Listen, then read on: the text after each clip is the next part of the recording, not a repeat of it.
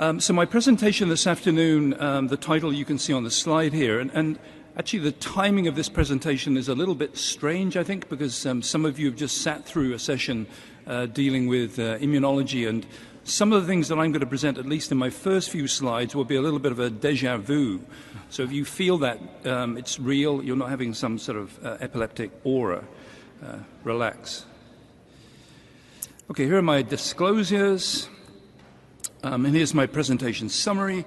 I'm just going to build up a little bit with some introduction to inhibitors, talk about basic mechanisms of tolerance, say a few words about ITI, and then most importantly, at the end of my talk, I want to just provoke you a little bit with a presentation of two experiments looking at novel tolerance induction methodologies. So here's a slide that's old, but it's still important, I think, because it shows us, of course, that in these 6 studies, the incidence of inhibitors in previously untreated patients with hemophilia A varies from somewhere around about 10% up to close to 40%, and that most of those antibodies occur during the first 50 exposures. And so there's a very reproducible immune readout in this group of individuals who develop neutralizing antibodies and that we're very familiar with.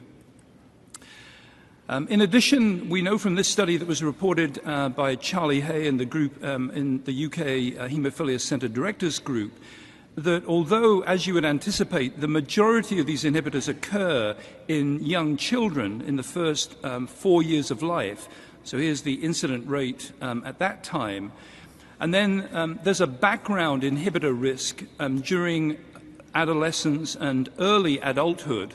And so here you see these numbers of around about 5 per 1,000 patient years. But there's also a second peak, a smaller peak of incidence in elderly individuals, implying that in these individuals they're losing tolerance to factor VIII as they get older. And this is something that I think is now recognized as being an aging phenomenon, that sometimes you'll lose a tolerance that you've had for the rest of your life and then start developing immunologic problems. Now, again, as you all know, the factor VIII immune response is complicated, and it involves a very complex interplay between genetic factors. The best of those characterizes the host factor VIII genotype and a number of other environmental factors that you can influence.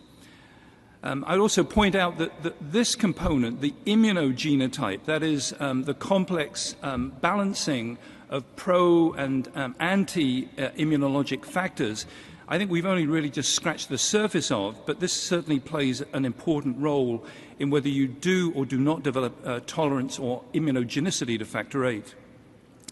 But as you go around this slide here, you can see that most of these things are familiar to you. That is, higher doses of factor VIII are likely to be more immunogenic. Certainly infusion of the protein into a pro-inflammatory milieu is a risk factor. The route of administration, maybe structural changes. And then, of course, most recently in the last 2 or 3 years, there's been a lot of debate and continues to be lots of debate about the type of factor VIII concentrate, most recently from the CIPIT study. So why don't factor VIII inhibitors occur more often? So why don't 80%, 90% of hemophiliacs develop antibodies to factor VIII? I should say that almost everything I'm going to discuss this afternoon relates to hemophilia A and not to the immunologic problems in hemophilia B, which in themselves are very complicated and actually a major clinical challenge. So I'm going to address, first of all, why they don't occur in non-hemophilic subjects, and then secondly in hemophiliacs. So as Sébastien Lecroix-Demar nicely explained, actually about 35 minutes ago, there are 2 types of tolerance mechanism, and the first of those relates to individuals who make factor VIII, and this is central tolerance, where factor VIII is either expressed within the thymus, which is obviously an ectopic place to make factor VIII, and that probably is facilitated, if it happens, by the autoimmune regulator protein. And so thymic cells see factor VIII either because it's made there or it's transported there from some other cell type. And at that time, you get deletion of high-affinity factor VIII specific T cells. That process is not absolute, and so in everyone, there is an escape of some cells that circulate. So most of us actually probably have some T cells that would recognize factor VIII, and potentially, maybe in later life, might be the harboring of some autoimmune phenomenon that might occur. And then the second mechanism, other than this deletion mechanism, is that of generating factor VIII specific natural T regulatory cells. These are the cells that are marked by the transcription factor FOXP3, and they then circulate as central immunologic police people to prevent an immunologic response to factor VIII. Now, in hemophiliacs who don't make factor VIII, this doesn't happen. Central tolerance cannot occur. And so, as Sebastian also indicated, there's a second form of tolerance called peripheral tolerance, in which you generate factor VIII specific T cells to infused factor VIII proteins. This is the only way that a cross-reactive material negative hemophiliac will see factor VIII. And these regulatory T cells come in different flavors. They can be either induced Tregs, which are FOXP3 positive, or these so-called TR1 and Th3 cells. And these subsets are actually increasing every year. Some of them work through immunomodulatory cytokines like interleukin-10 and TGF-beta. So this is the array of cells which are involved in the adaptive immune response. So factor VIII is taken up by APCs, delivered to or presented to CD4 positive T cells, which then help B cells, which are factor VIII specific, to proliferate, expand, and eventually these are transformed into antibody-producing plasma cells. And at least in these first two transitions, the environment, that is the pro-inflammatory cytokine environment, is important in getting a productive response from the T cells and B cell recruitment. So I'm going to focus now really, just going back for a second, on this interface here, the APC T cell interface. If you take up factor VIII, you proteolyze it and then present factor VIII peptides on MHC class II receptors. So first of all, you have to have the right HLA type to be able to present those peptides. And that factor VIII peptide is seen by a cognate factor VIII specific T cell. In the absence of any other inflammatory phenomena, this T cell becomes anergic or functionally inert. So it's seen its antigen, but it doesn't respond with proliferation or activation, and essentially is a silent T cell which cannot become immunogenic. Signal 2 in the immune response involves the recruitment of other receptor types shown here. These are co-stimulatory signals shown here by this CD80, CD28 interaction and the CD40 ligand interaction here.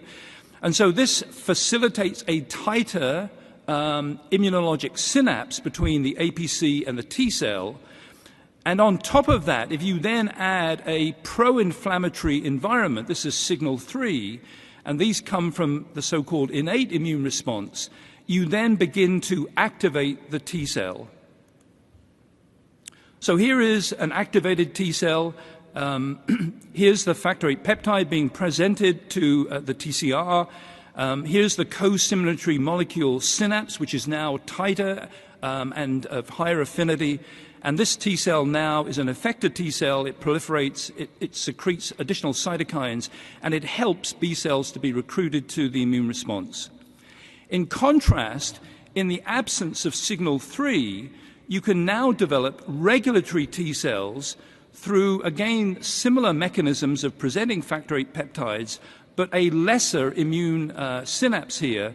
And in this instance, here is the peripheral tolerance with induced Tregs, TR1 and Th3 cells.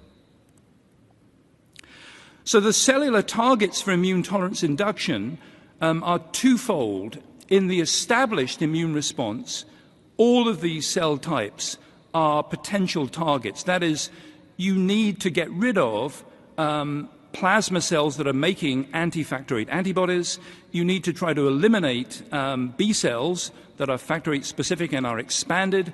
The T cell response needs to be dealt with, and also the role of the different forms of antigen presenting cells. To prevent immunogenicity, that is primary tolerance induction, you also need to mitigate the initial innate immune response, which influences this interaction, that is the APC-CD4 T cell interaction. And I'll return to that at the end of my talk. Okay, so I think I now have 3 or 4 slides on ITI, and this just reminds us that ITI has now been practiced since the late 1970s. Hans Brackmann described this in a Lancet paper. There have been many reports of this working with variable entry criteria, methodology, and criteria for success. And many of the patients in these studies have been double reported. So then, as you know, this study was reported in Blood in 2012. This is the international ITI study. The principal authors were Drs. Hay and D. McKelly. And this is the study. It looked at 115 good-risk, high-titer factor VIII inhibitor patients. And the question that was being asked here was relatively simple, in fact, actually very simple. That is, does a high-dose regimen, that is 200 units per kilo per day, is this more effective at inducing immune tolerance than a low-dose ITI protocol of 50 units 3 times a week? The overall success rate in this study was 69.7%, and there was no difference in the success rate between the high and the low-dose protocols. However, as you know, there were differences in the time to getting rid of the inhibitors, to normalizing factor VIII recovery, and to achieving factor VIII tolerance. And in all of those instances, the high-dose cohort was advantageous. The other issue is that the low-dose cohort also had major problems with bleeding, with an odds ratio of 2.2 for a bleeding risk in this study. So the study was discontinued due to futility in not being able to reach its original endpoints, and also because of these bleeding safety considerations. So how does ITI work? Well, we really honestly still don't know very well. There's talk about there being immune exhaustion, so possibly lymphocyte exhaustion due to handling very high doses of the antigen over prolonged periods of time. And then there is this study that many of you will be aware of from Birgit Reipert's group, published in 2005, showing that high-dose factor VIII, so this could apply to the high-dose ITI protocol, inhibits factor VIII-specific memory B cells. And I'm just going to show you one piece of evidence from that study that was published by Birgit's group. Essentially what they did here is that they immunized mice with either factor VIII or with OVA. So these were hemophilic mice. These were mice that were immunized with ovalbumin. And then they isolated the spleens, removed the antibody-producing plasma cells from those splenocytes, and then they exposed the B cells, in this instance, to increasing amounts of factor VIII going from left to right. The same is happening here. And in the ovalbumin-challenged mice, they also re-exposed them to ovalbumin.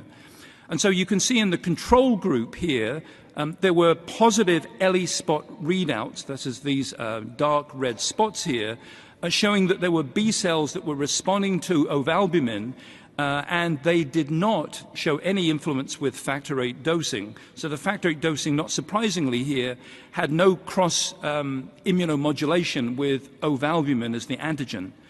However, on this side, you see that with increasing doses of factor VIII, there's initially a positive response at these low to intermediate doses of factor VIII, but at the high doses, you eliminate the re-energization of the reactivation of memory B cells. There's no evidence of any LE spot positivity. Now, in mice, there have been a number of tolerance mechanisms described, and I'm not planning on going through any of these in detail. So inducing central tolerance through intrathymic protein injection or neonatal gene transfer has been carried out successfully. And you will have heard a few minutes ago Sébastien Lacroix-Demar's report on transplacental factor VIII Fc transport. So this is still an area of interest, and I think there are still possibilities here to achieve central tolerance in the hemophilia models, first of all in animal models. And then tolerogenic antigen presentation could occur through blocking co-stimulatory molecule signaling by loading immature dendritic cells with factor VIII protein. And then, as Roland Herzog showed again at the previous session, oral administration, delivery to the mucosa of the GI tract, also could induce tolerance. And then at the bottom here, some T and B cell targeted therapies. So 2 slides showing that, first of all, you can induce tolerance by blocking these co-stimulatory molecule interactions. But if you do that, you have to continue that blockade indefinitely for tolerance to be achieved and to be maintained. As soon as you remove this blockade, then immunogenic signals will be transmitted to T cells and the immune response will redevelop. So this is successful, but it's only a transient positive effect. And then this is the one slide on the tolerogenic antigen-presenting cells. So I've just mentioned to you that delivering antigens to the mucosa of the gastrointestinal tract or actually to the nasopharynx has shown some promise. We did some studies now 10 years ago where we delivered domains of factor VIII to the nasal mucosa of mice and were able to show that we could develop tolerance to those individual domains, but we were not able to show that we could achieve tolerance to the whole factor VIII protein.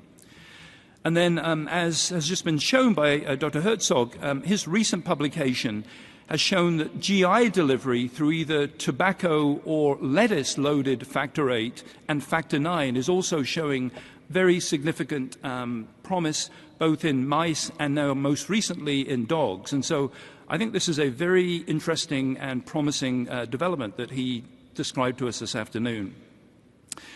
We've done some work antigen loading immature dendritic cells, which showed a reduction of immune responsiveness to factor VIII, but didn't induce tolerance. And then there is some discussion ongoing about whether induction of IDO1, which is a tryptophan metabolic enzyme, also might be beneficial in inducing tolerogenic APCs and also driving T regulatory cell expansion. So in the last few minutes, I want to just show you 2 studies just to provoke your interest in new ways of inducing tolerance. And the first of those says, is there a potential for persistent long-term factor VIII exposure to induce tolerance? And this is a gene therapy study that was reported by the group at UPenn with some collaboration from the group in Chapel Hill and also our group at Queen's. This is a dog study, so it involved 4 male hemophilia A dogs, all of whom have severe hemophilia A, and these dogs had all developed anti-canine factor VIII antibodies. So this is the canine model of factor VIII inhibitor formation. The study that was conducted under the supervision of Volder Aruda involved delivering AAV8 vectors which expressed the light chain and the heavy chain of canine factor VIII on 2 different vectors. This was given by intravenous infusion in PBS buffer, and I'm going to show you 4 slides that illustrate the response. So here's dog number 1 from UNC, and this is the point where the vectors heavy and light chain of factor VIII were delivered. And you can see that the Bethesda response here initially went up. So by day 10, after the vector was infused, the Bethesda response was up to about 7 Bethesda units. And then over the next month, the Bethesda response and the IgG2 response measured here went right down, stayed down, And at this point, the dog was challenged with 4 injections of canine factor VIII protein, and there was no evidence of any anamnesis. And so this animal appears to have been tolerized to canine factor VIII, did not respond to this protein re-challenge. And here are the factor VIII coagulant and antigen levels in this dog, which show from about 40 days onwards a gradual increase to levels of about 2%. So these are not high levels. I'm not really showing this as a therapeutic option, at least here, but showing you that there was detectable factor VIII and the antibodies to factor VIII disappeared. In contrast, this is a dog from Kingston. So this is one of our dogs who has a high titer antibody. So you can see this dog has an antibody titer of over 200. And following the delivery of the vector, these levels peaked at about 220 Bethesda units. And then you can see that it took close to a year, out to 350 days, before both the Bethesda activity and the IgG2 levels went down to baseline. Similarly, here is the antigen and activity levels, which went up initially, then disappeared. And then after about 1 year of expression of the AAV vectors, remember just a single infusion of the 2 AAV vectors, you can begin to see the appearance of antigen, the appearance of activity, and this dog has actually recently been re-challenged with canine factor VIII protein and remained inhibitor negative. So appears again to have developed acquired tolerance secondary to this long-term expression of canine factor VIII through gene transfer. So this possibly could be used for resistant ITI failed patients in the future if these patients had no other alternative, possibly. So I'm going to finish now just in the last 3 or 4 minutes by saying that from animal studies, it's very clear to us, and really I suppose in humans that this is the case also, that preventing inhibitors, that is primary tolerance induction, is much easier to attain than treating inhibitors. So if we could interrupt the formation of antibodies to factor VIII, we know from extensive animal studies, mice and dogs, that this is an easier goal to achieve. And this is a statement that I took from the WFH website just very recently, June 2016. This is a statement about CIPIT, but you can see here that they finish this statement by saying the risk of inhibitors in pups, regardless of the class of treatment product, is today the most serious concern. And they finish by saying that all efforts should be directed at reducing this risk. So remember, in CIPIT, even with the plasma-derived materials, the risk was still about 25% for developing antibodies to factor VIII. So in this last group of slides, I'm just going to provoke you by showing you this study, which is from our group, showing that the use of transient anti-inflammatory interventions can reduce factor VIII antibody production in a humanized mouse model. The primary authors here are Paul Moorhead and Maria Georgescu in our group. And this was a study carried out in collaboration with Birgit Reipert and the group at Baxalta. And we're going to be submitting this shortly. So here's the humanized mouse model. Some of you are familiar with this. So this is the knockout mouse for factor VIII. All of these mice are male between 10 and 14 weeks. They have no murine MHC class II. They've had knocked into their genome the human MHC DRB 1501 genotype, and this particular mouse strain has an incidence of antibodies to human factor VIII that is very similar to what you see in humans. About 30% of the mice will develop antibodies to human factor VIII protein infusions. Here is the study protocol.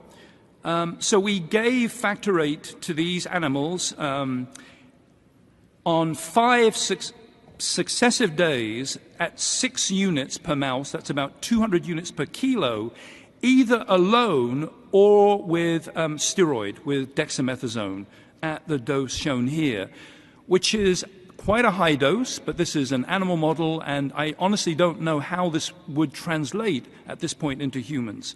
We then waited to week 5, and we looked for presence or not of antibodies, and then later we asked whether with re-stimulation with factor VIII or factor VIII and an adjuvant, LPS, whether we could induce antibody formation. I'm going to show you data at week 5 and week 9. I should also say just quickly that at the end of these experiments, we also exposed these animals to human von Willebrand factor, and were able to show that all of the mice were able to develop a profound positive response to another antigen, that is human von Willebrand factor. So this exposure back here to an immune modulatory agent did not influence their ability to respond to another unrelated antigen. So here's week 5 testing. Notice the N number on these experiments. They are not small, 46 and 35 animals. And here is the positive, here is the incidence of antibodies with factor VIII exposure alone and with factor VIII plus steroid. So 33% with the factor VIII on 5 consecutive days, high exposure to factor VIII antigen. And here is the incidence of antibodies with the steroid at 6%, and this is highly significant. And here are the titers that show high titer antibodies with factor VIII alone, and in the 2 animals that developed antibodies, the titers were actually not so high. Now, on the last 2 slides, I'm going to show you data on week number 9. So here we've taken the mice that have so far not developed antibodies, and we've re-challenged them with 3 additional factor VIII infusions. So we're asking whether at beyond 2 months, is there a difference in the immunogenic potential? And you can see that in the mice that have only seen factor VIII, 52% of them now develop antibodies, but only 7% of those that originally received VIII with steroid have an immune response. And if you look for inhibitory positive antibodies, that is with the Bethesda, none of these mice were Bethesda positive, whereas about 38% were positive by Bethesda readout here. So this implies that the transient exposure to the steroid had a longer-term effect on maintaining tolerance. And in addition, if you now take those mice that didn't produce antibodies and expose them to factor VIII plus an immune adjuvant, LPS, you can see that this is the group that didn't see dexamethasone initially. Here is the group that did. So still there are many of these, there are mice in this group that were not provoked into breaking tolerance with LPS. And here are the results with the Bethesda positivity readout. So administration of dexamethasone transiently during initial factor VIII exposure significantly reduces this loss of tolerance that's induced by LPS in the non-steroid-induced population. So in conclusion, immunogenicity is still the major treatment complication of hemophilia. Standard ITI is costly, inconvenient, and still doesn't work in 30% of patients. And novel tolerance induction protocols like oral tolerance, maybe transplacental passage, are showing promise in some animal models. And I really think that the community needs to be provoked into thinking about pilot phase clinical studies, employing some of these preventative, primary, and secondary tolerance induction strategies involving the types of things I presented to you this afternoon, and including things like oral tolerance, perhaps within the next 5 years. So there's still much to learn about immunogenicity and immune tolerance, and with that, thanks for your attention this afternoon.